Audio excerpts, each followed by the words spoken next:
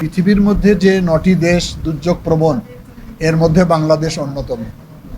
এখানে 12 মাসে কোনো না কোনো দুর্যোগ সংঘটিত হয়। কখনো সাইক্লোন, কখনো টর্নেডো, কখনো বন্যা, কখনো জলোচ্ছ্বাস। নানান প্রাকৃতিক দুর্যোগের মধ্যে বাংলাদেশ সংগ্রাম করে বেঁচে থাকে।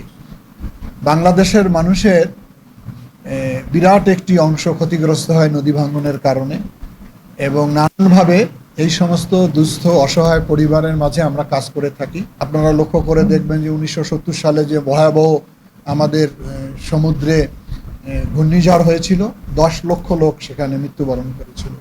পরবর্তীতে 91 সালেও ক্ষতিগ্রস্ত হয়েছিল প্রায় 1 লক্ষ মানুষ। কিন্তু ধীরে ধীরে এটা এখন কমে এসেছে।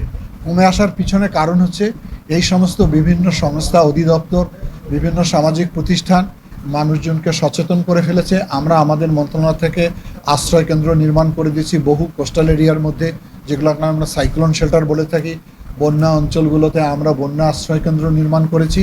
এই সাম্প্রতিক সময় আপনারা দেখেন যে চট্টগ্রামে ব্যাপক বন্যা হয়েছিল, সেখানে পাহাড়ি ধসে কিছু লোকের মৃত্যুবরণ হয়েছে, কিন্তু বন্যায় পানিতে ডুবে তেমন লোকজন মারা যায়নি।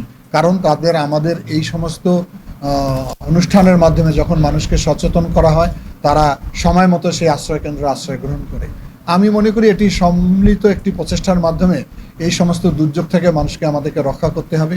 আমাদের মন্ত্রণালয় সহ বিভিন্ন সামাজিক ধনাঢ্য ব্যক্তি যখনই বাংলাদেশে দুর্যোগ সংগঠিত হয়, তখনই তারা তাদের পাশে দাঁড়িয়ে যায়। আমি চট্টগ্রামে দেখেছি সরকারের পাশে বিভিন্ন ধনাঢ্য ব্যক্তি, সামাজিক প্রতিষ্ঠান বিভিন্নভাবে তারা তাদের সহযোগিতার হাত বাড়িয়েছে। এটি বাংলাদেশের মানুষের দেশপ্রেম, মানুষের প্রতি ভালোবাসা। আমি আশা করি এই ভালোবাসা যেন আমাদের অব্যাহত থাকে, আমরা যেন মানুষের পাশে দাঁড়াই, দুস্থ মানুষের কাছে গিয়ে তাদেরকে আমরা সহযোগিতার হাত প্রসারিত করি।